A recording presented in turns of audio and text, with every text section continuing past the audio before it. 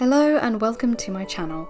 I'm Tasmin and today we are going to be discovering the tale of the two dollhouses, taking a look at the history and inspiration behind Beatrix Potter's well-loved story, The Tale of Two Bad Mice. For those of you who don't know Beatrix Potter, she was a British author, artist, conservationist, businesswoman and all-round pioneering woman way ahead of her times. Best known for her palm-sized children's stories featuring infamous painted characters such as Peter Rabbit and Tom Kitten, starting her journey with a promising career of scientific research in mycology and producing accurate paintings of fungi still used today, refused to let rejection hinder her path.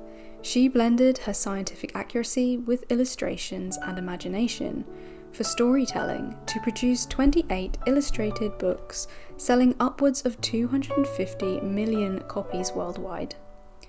Beatrix, fascinated by the natural world and sciences, drew from a very young age and had numerous influences all around her. Growing up and living an incredibly isolated upbringing, as many rich Victorian children did, she was amongst artistic circles via her parents. Growing up with stories of fairies, reading authors such as Brothers Grimm and Lewis Carroll, these influences are heavy present in her work. Regularly visiting the country and caring for animals were her pastime and love, collecting specimens and keeping a menagerie of pets that eventually would inspire illustrated letters to children and start her groundbreaking journey as a best-selling and well-loved children's author and literary giant. If you're anything like me, these stories permeated your childhood, whether it was the books, animation, royal ballet, or even the newer movies. Her charming tales have brought adventure, imagination, and important moral lessons into many a generation. And this particular story is no exception, so let's get into the tale of the two dollhouses and how they inspired the book The Tale of the Two Bad Mice. If you're not familiar with The Tale of the Two Bad Mice, I urge you to read the story if you haven't already. You can get the free ebooks of it online or watch the animation on YouTube. I'll have them linked in the description for you if you want to check them out before watching this video.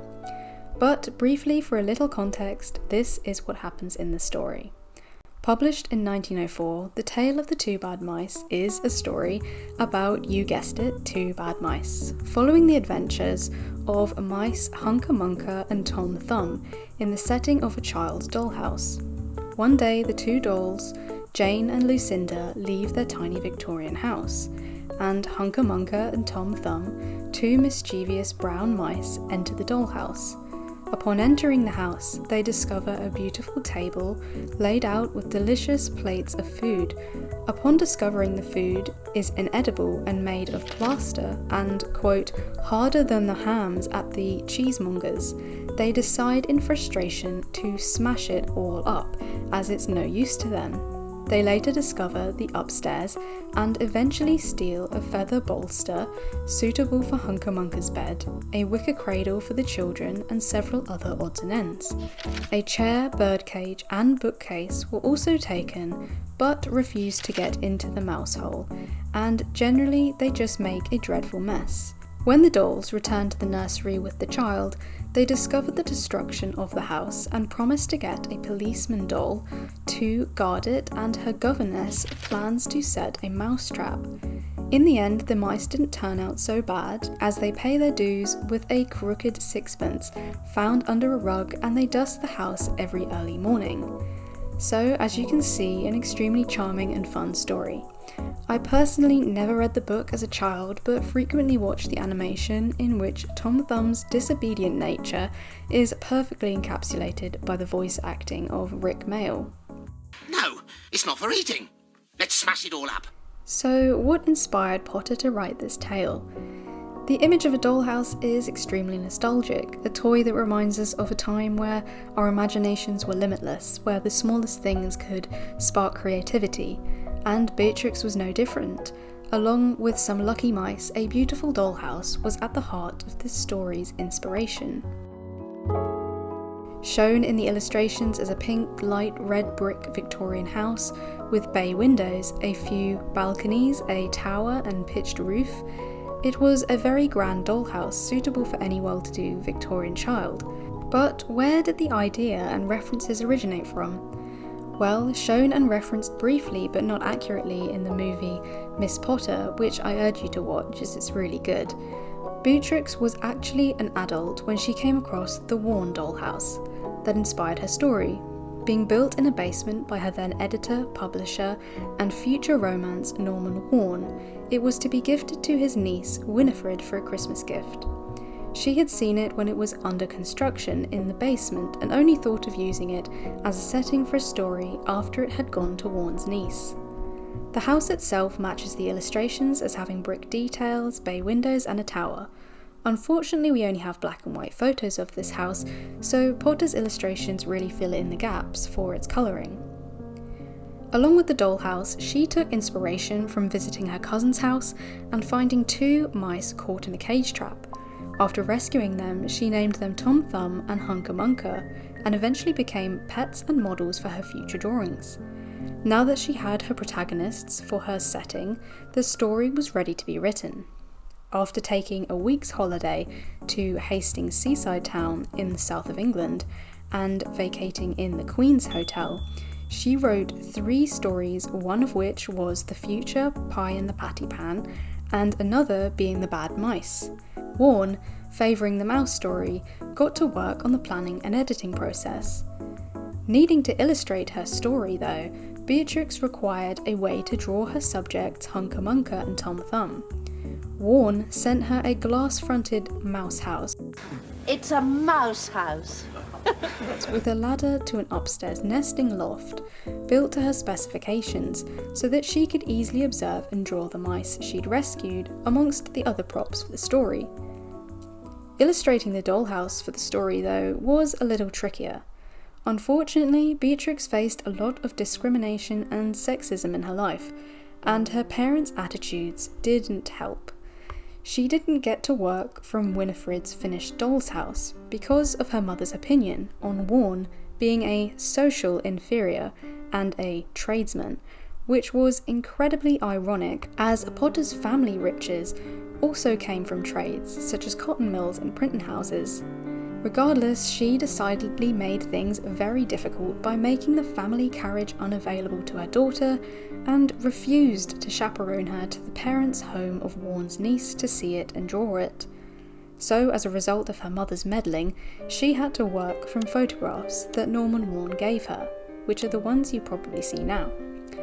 But you wouldn't know any difference. So, Beatrix continued to work from photos from the house and the miniatures that Warren brought from Hamleys, the London toy shop, to complete her final illustrations for the book. Of his miniature purchases, Beatrix even remarked, "The things will do beautifully. The ham's appearance is enough to cause indigestion." In February of 1904, Warren also bought what would be the house's tenants, Lucinda and Jane. Yes, Jane will suit the situation perfectly. That feature in the story. Beatrix remarked of this particular purchase, "Thank you so much for the queer little dollies. They are exactly what I wanted. I will provide a print dress and a smile for Jane. Her little stumpy feet are so funny. I think I shall make a dear little book of it. I shall be glad to get done with the rabbits. I shall be very glad of the little stove and the ham." Even the lanky, authoritative policeman doll was borrowed from young Winifred Warren. She was unsurprisingly reluctant to part with it, but the doll was safely returned. Many years later, she remembered Potter arriving at the house to borrow the doll, and she talks about it here. And she came up to the nursery, and I remember seeing her come in a dark coat and skirt, and with a rather a plain-looking lady with a bun and a man's umbrella, you know, and she wanted to borrow a policeman doll that she was going to put into the book. And I remember our nanny produced the doll, and I thought, oh dear, I shall not see that again, you see, and was rather upset that it was going to be taken away. So eventually The Tale of the Two Bad Mice was published in 1904 with over 20,000 copies produced, and today has sold in numerous excess of that. But moving on to sadder affairs, literally, if you know a little bit about Beatrix Potter's life, you'll know of the sad turn of events. Despite her parents' disapproval of Norman Warren, they did become unofficially engaged in 1905, just a year after the release of the book. Tragically, the engagement sadly only lasted a month, as Norman tragically died from blood disease a few weeks later.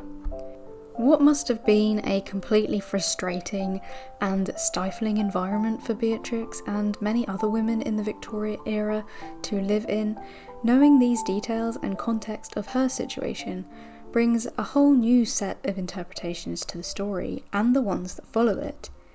Delving into deeper analysis of children's stories may be needless, but the comparisons are very difficult to ignore when learning more about Beatrix as an adult. For example, when thinking about it closer, the two mice for sure represent the working class society, as opposed to the upper class dolls. Their actions directly mirror Beatrix's own perceived rebellious nature for wanting to build a comfortable life with a disapproved man of lower status. If we step into Beatrix's shoes, you can imagine her frustration of her situation and living vicariously through these deviant mice, gleefully destroying the replica dollhouse that is obviously her own suppressing surroundings and all its artificiality inside. Interestingly, going against parental expectations runs in the family, as her younger brother Walter Bertram managed to keep his marriage to a wine merchant's daughter a secret for over a decade, due to class prejudices, before he informed his parents. Pretty impressive, huh? Equally, her commentary on Victorian life and women's roles being artificial and as uninspiring as the plaster food is fake is evident in the dolls, as having nothing to do but sit around, pose and look pretty in their tiny red brick abode. There are many ways you could perceive this small story, with the extra background deepening the message of this 59-page book. But we'll stop there for now for video length's sake, as I'm sure you're interested in hearing of the second dollhouse in our tale. But if you have any of your own interpretations, feel free to drop them in the comments below. So, onto the second dollhouse. If any of you have been so lucky to have visited the beautiful 17th century Hilltop Cottage of the Lake District that Beatrix spent many years of her life in as a home and eventual art studio, something that's on my bucket list for sure, you should be familiar with this dollhouse located in the treasure room, and you'll notice that it isn't quite the same as the Warren dollhouse. That's because it isn't. Despite what some may believe, it wasn't her childhood doll's house, and it wasn't the inspiration for the one illustrated in The Tale of Two Bad Mice. Beatrix actually acquired the house over 30 years after the book was published, and she would have been around 73 years old at the time. The house is thought to date to around 1865, and was bought locally and made a suitable storage of the food she had made for the book. A National Trust house steward at Hilltop said, Beatrix acquired the doll's house in Hilltop from the sale of the estate of an amazing American lady called Rebecca Owen, who lived near Hawkshead, being so similar to the one that Norman Warren originally made that it was too good of an opportunity to miss. The dollhouse, Georgian in design, bears little resemblance to the real dollhouse, aside from the red brick exterior. With 3 large box rooms, the balconies, bay windows, and the square tower are all absent on this build, so although not the true inspiration for the story, it served as a reminder.